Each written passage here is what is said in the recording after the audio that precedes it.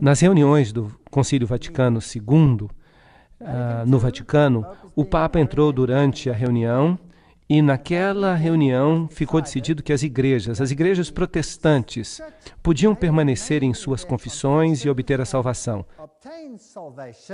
desde que, é claro, elas aceitassem e reconhecessem a supremacia do Bispo de Roma. Agora, depois do Vaticano II, foi Karl Rahner, o jesuíta. É estranho como ele sempre fica aparecendo. Eu sei que eu estou repetindo muito isso, mas é um fato.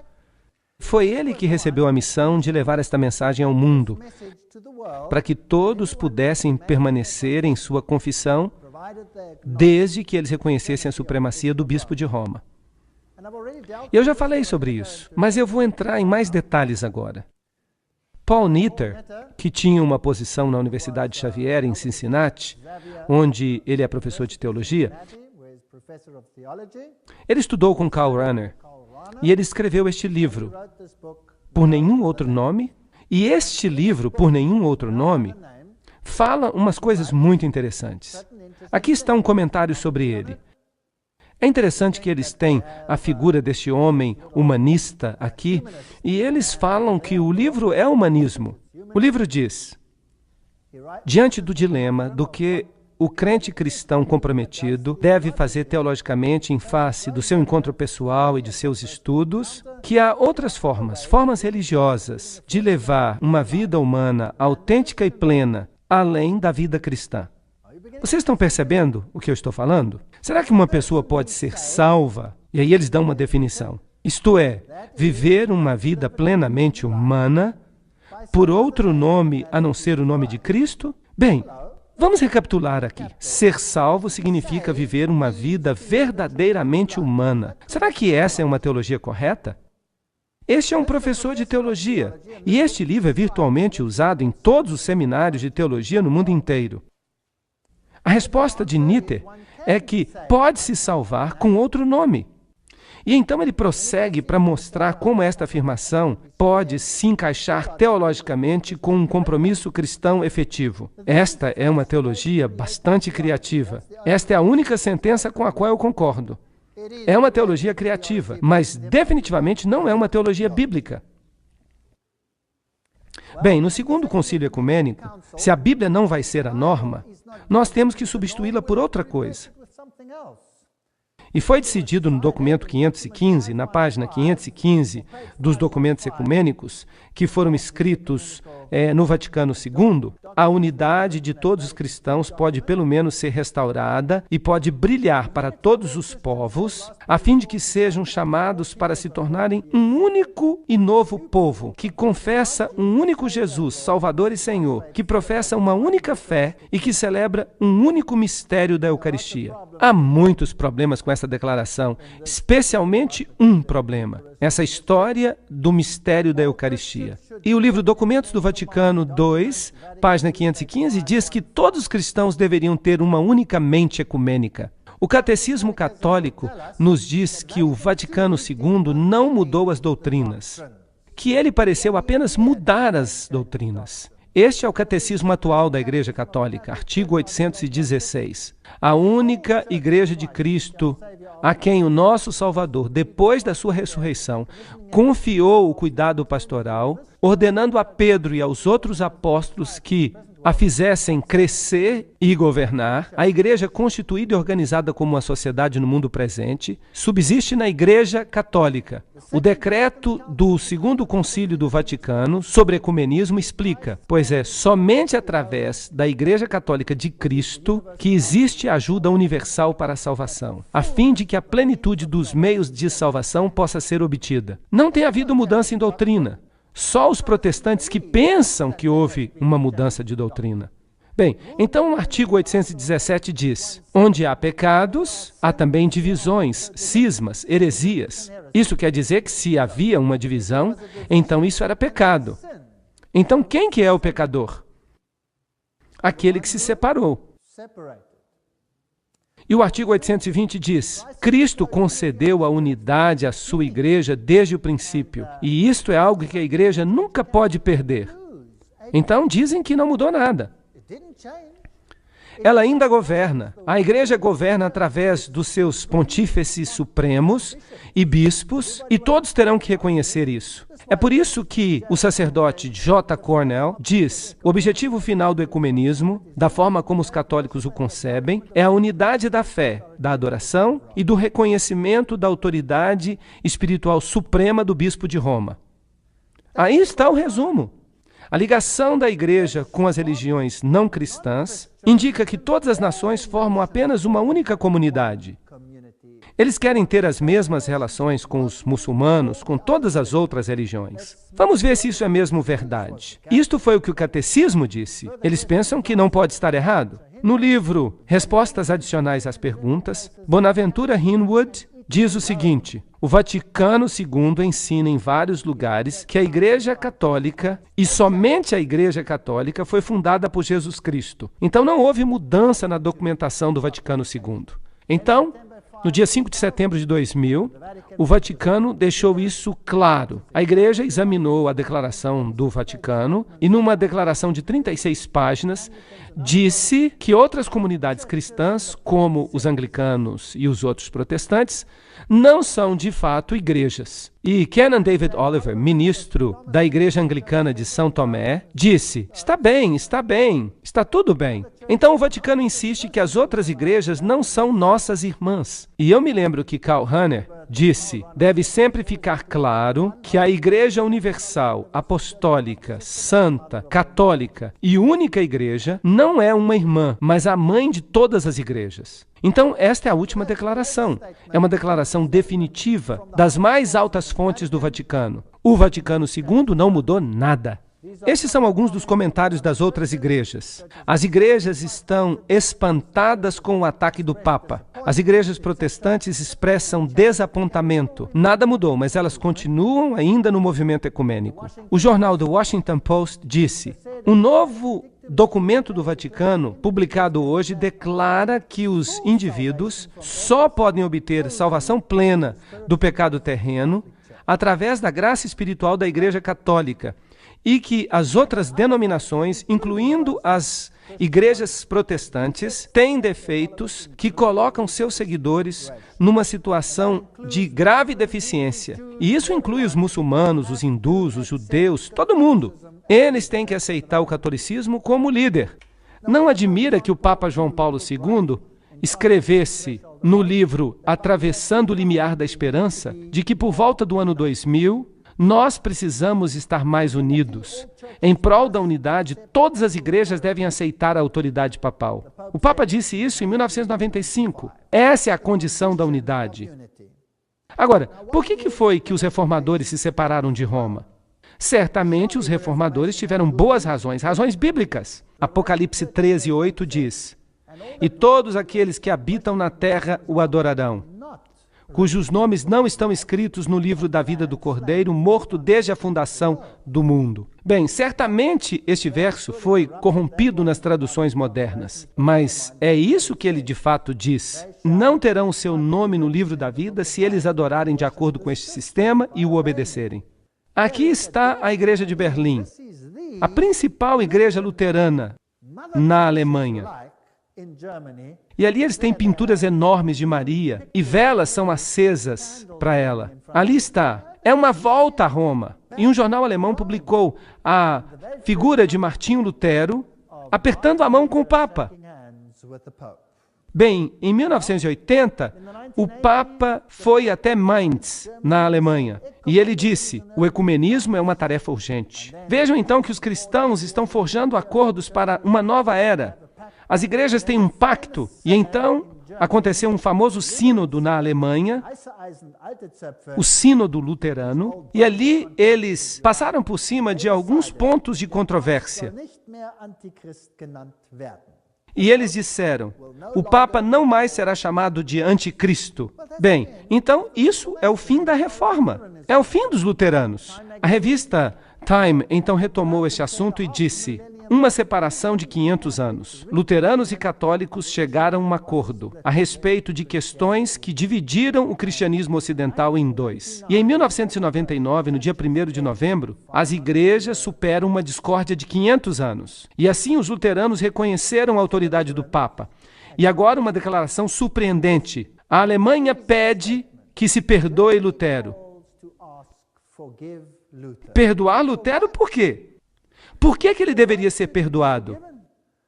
E a igreja calvinista disse, nós precisamos ter mais respeito pelas imagens e pelas tradições. Nós não podemos continuar assim. E o líder luterano diz que o Papa poderia se tornar o porta-voz para todos os cristãos.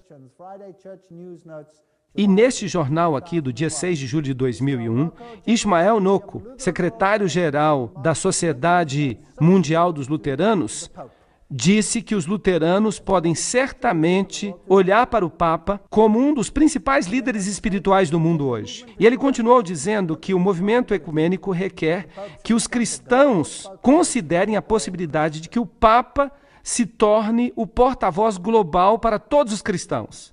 Então, os anglicanos capitularam, os luteranos capitularam, os presbiterianos capitularam, os metodistas capitularam, todo mundo capitulou. Na Alemanha agora você tem igrejas como esta aqui, que eu acho muito interessante. Aí está o lado católico e ali está o lado protestante. E eles têm a mesma torre com sino. E no ano 2000, os Cavaleiros de Colombo, que é uma organização controlada pelos jesuítas, eles começaram a enviar imagens da Nossa Senhora de Guadalupe a todas as igrejas do mundo. Aqui está uma da Natividade da Virgem Abençoada. E Dino Mazzotti, um dos principais cavaleiros do Concílio dos Cavaleiros de Colombo, ele diz que é maravilhoso, que ele espera que todos se prostrem diante da imagem.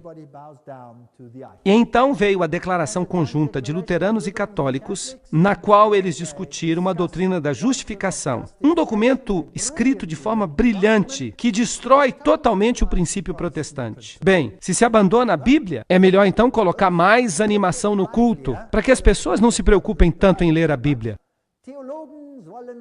Os teólogos querem ficar mais animados. Vamos colocar na igreja uma liturgia animada, vamos colocar na igreja muito movimento. Eu não sei para que essas pessoas ficam balançando a mão dentro da igreja. Será que eles estão tentando alcançar o botão do ar-condicionado para desligá-lo? Bem, e na história do cristianismo, na página 621, está escrito que, em anos recentes, muitos líderes de igrejas nacionais, eles deixaram a sua posição cautelosa e passaram a ver que o movimento carismático é a melhor esperança de renovação da igreja no final das décadas deste século. O professor Hollingworth disse exatamente a mesma coisa. Ele disse, católicos e protestantes estão se unindo por causa do movimento carismático, que tem operado milagres. Tem havido uma onda de unidade carismática entre as igrejas. Então a Igreja Reformada da Holanda diz, o tempo já está mais do que maduro para nós procurarmos as coisas que nos unem e não as coisas que nos separam. Todos esses figurões estão dizendo a mesma coisa. Todos eles são líderes de grandes igrejas. E em 1990, o Concílio Mundial das Igrejas já não era mais o que costumava ser. Originalmente, o Concílio Mundial das Igrejas falava de unidade protestante. Mas é claro que havia uma agenda secreta que apontava para Roma. Por que Roma não é membro do movimento ecumênico? Porque ela nunca se separou. Ela é a mãe. São os filhos que precisam voltar para a mamãe. É isso que precisa acontecer. Se ela se tornasse membro do movimento ecumênico, ela estaria dizendo que ela era uma das irmãs. Mas ela não é irmã, ela é a mãe.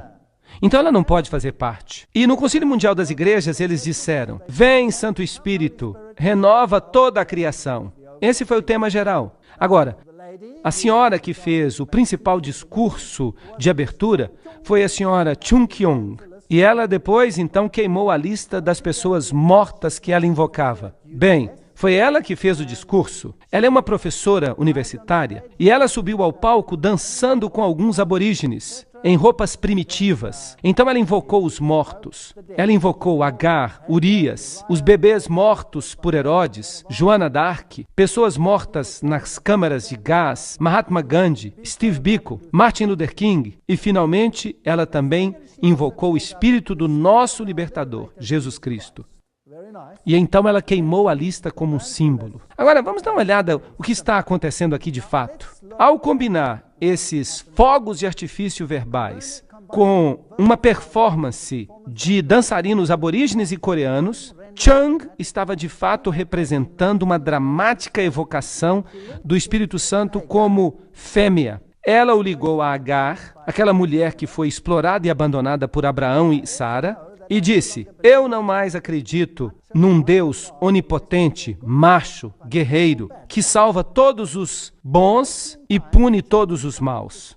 Chung invocou os espíritos dos mortos 18 vezes, dizendo que eles haviam sofrido injustiças e que a sua voz clamava, e que se não ouvíssemos os clamores desses espíritos, nós não seríamos capazes de ouvir a voz do Espírito Santo. E ela disse: não fiquem incomodando o Espírito Santo, invocando-a toda hora. E eu espero que a presença dos nossos espíritos ancestrais aqui conosco não incomode vocês.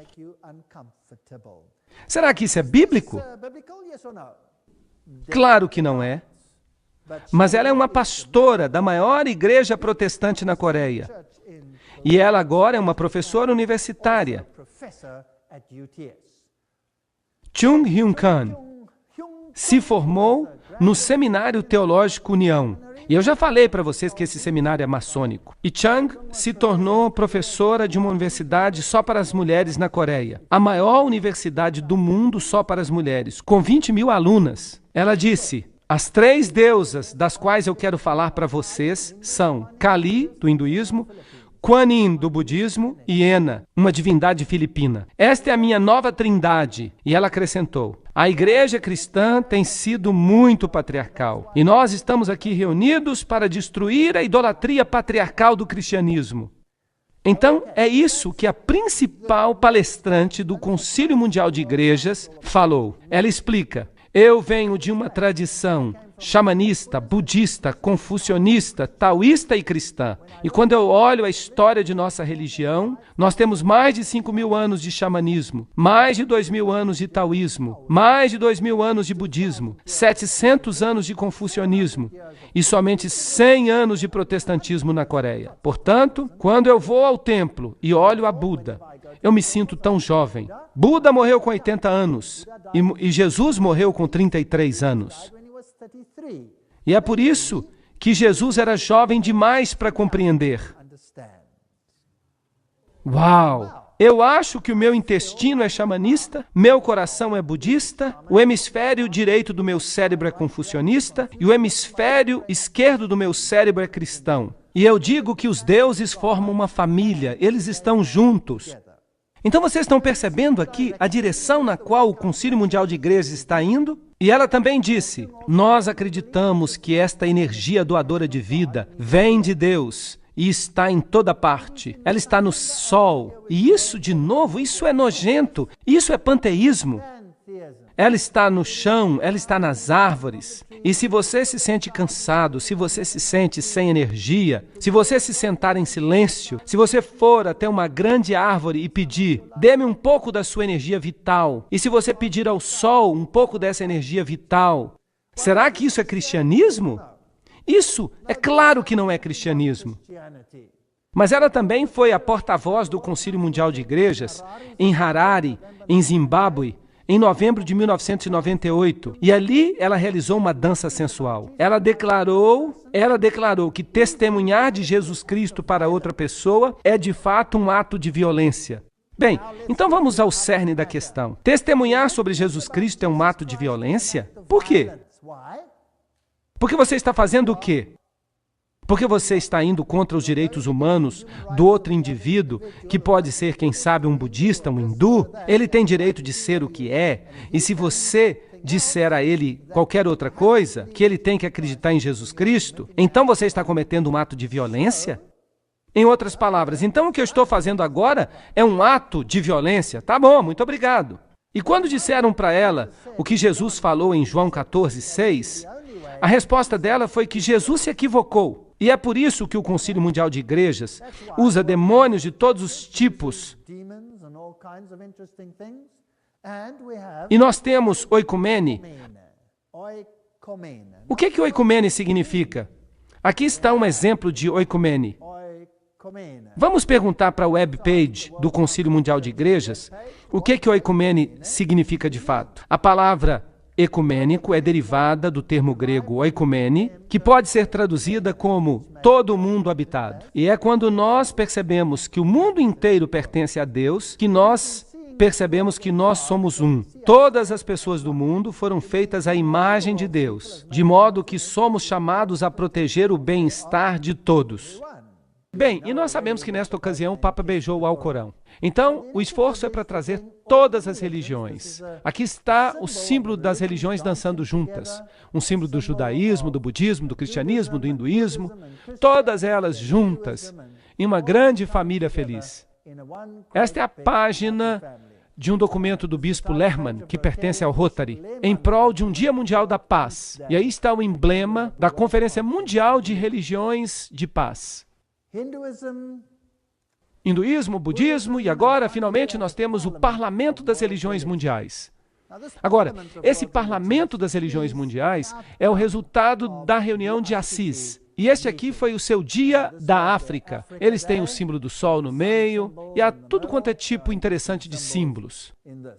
Então, na reunião Interfé de 1999, a Associated Press disse que o Dalai Lama esteve presente, sentado bem do seu lado direito, outubro de 1999. Então, houve outra reunião em Roma. O Papa presidiu um concílio especial de 2.000 líderes religiosos de religiões diferentes, seitas e cultos diferentes. Agora eu vou mostrar para vocês daqui a pouco um vídeo que vai mostrar o que aconteceu lá. O pontífice disse aos monges budistas que estavam reunidos, aos sacerdotes do zoroastrismo, aos cardeais católicos, aos gurus do hinduísmo, aos xamã indígenas americanos, aos rabinos do judaísmo e ao clero ecumênico, que todos os protestantes deveriam se unir para condenar quem? Para condenar os cristãos fundamentalistas. Uau! Eu pensei que o problema fosse outro, mas obviamente ele tem informação privilegiada. Eles sabem, de fato, qual que é o problema. Para eles, o problema são os fundamentalistas cristãos. Por quê? Porque eles cometeram o crime derradeiro de falarem às pessoas sobre quem? Sobre Jesus. Vocês não acham que isso é a matança de Jesus Cristo? Eu acho que é. São os fundamentalistas cristãos que têm uma linguagem abusiva e que se esforçam para converter os outros, incitando o ódio e a violência. Vocês se lembram do que disse a senhora Kyung? Ela disse a mesma coisa no Concílio Mundial das Igrejas. Então nós queremos unidade, mas por favor, que esta unidade seja um Cristo universal. Eles estão deixando Jesus Cristo de fora. Trata-se de um ataque contra Jesus Cristo. E todos eles concordaram em 2 pontos-chave. Primeiro, que o Papa João Paulo II seja considerado, em consenso, como líder espiritual do nosso planeta e seu supervisor. Isso é interessante. E, em segundo lugar, que os fundamentalistas religiosos que se recusam a seguir o movimento ecumênico global, e isso me incluiria, por exemplo, devem ser silenciados. Então nós não sabemos ainda por quanto tempo vamos conseguir ouvir esta mensagem, porque segundo eles, estas pessoas devem ser denunciadas como extremistas perigosos e cheios de ódio. Então, porque nós temos leis de ódio, nós não devemos pregar esta mensagem. Nós não devemos pregar que Jesus Cristo é o Senhor, porque senão você vai ser um extremista perigoso, cheio de ódio. E é por isso que eu estou pregando, porque é melhor pregar agora enquanto eu posso. E é por isso que eu estou aqui para dizer a vocês todas estas coisas. A matança que está acontecendo não é contra mim, é contra o nosso Senhor. E Ele predisse que isto ia acontecer. Vamos dar uma olhada aqui nesta reunião maçônica. Você vai perceber 3 velas nesta reunião. Isso é um símbolo maçônico. Eles acendem as velas solares, que são pequenas velas cobertas, que são também usadas no hinduísmo, por exemplo, como velas solares, e no budismo e no misticismo oriental. E eles então usam tudo quanto é tipo de música. Exatamente como a Bíblia disse. De fato, a principal banda de rock da Itália tocou em uma cerimônia oficiada pelo Papa no palco outro dia. E todos os principais líderes religiosos do mundo prestaram homenagem ao Papa. É interessante, vamos ver isso.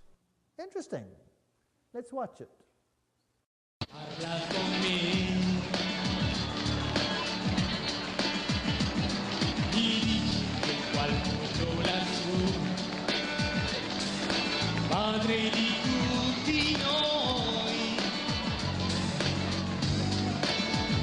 difende quei mani per abbracciare gente gloriosa di tutte le tribù, dei popoli di ogni civiltà.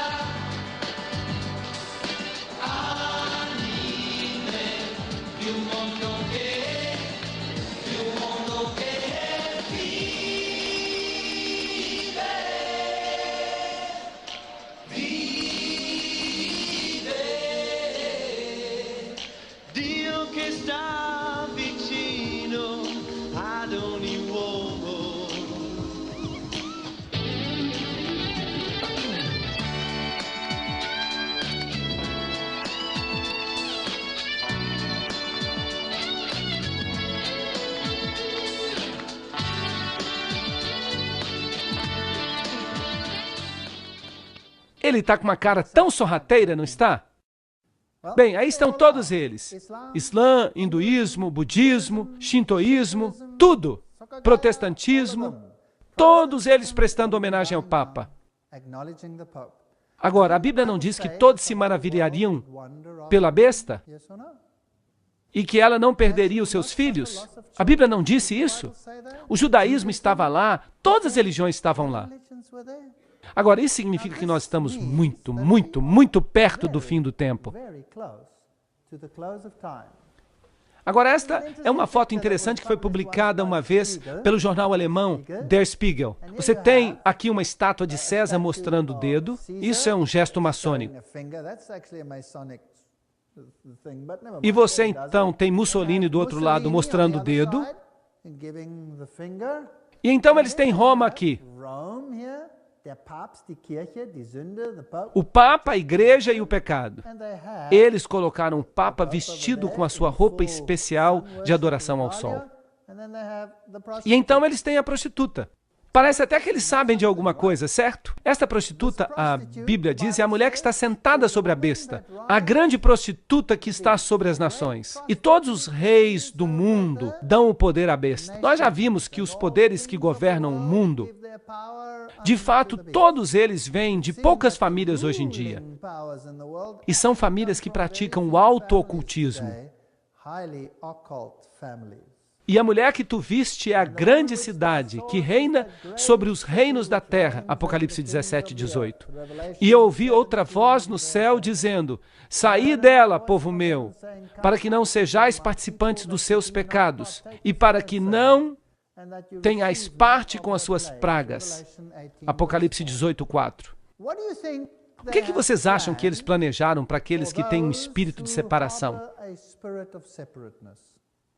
O que vocês acham que eles planejaram para aqueles que dizem, como a Bíblia diz, saí dela para que não tenhais parte com suas pragas, para que não tenhais parte nos seus pecados?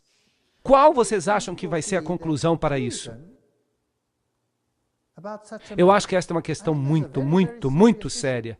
E nós vamos ter palestras sobre isso quando nós chegarmos lá. Nós vamos ver quais são os seus planos finais. Vamos ver o que eles estão esboçando. Isso vai ser interessante, vocês não acham? Vamos deixar que eles falem por si próprios. Mas enquanto isso, quanto a mim e a minha casa, eu não posso me ligar a este movimento ecumênico. Eu quero soerguer a Jesus Cristo hoje à noite como o único Salvador deste mundo e seguir o modo bíblico. E se fizermos isso, ninguém se perderá. Esta é a promessa dele. Por que não confiar nele hoje?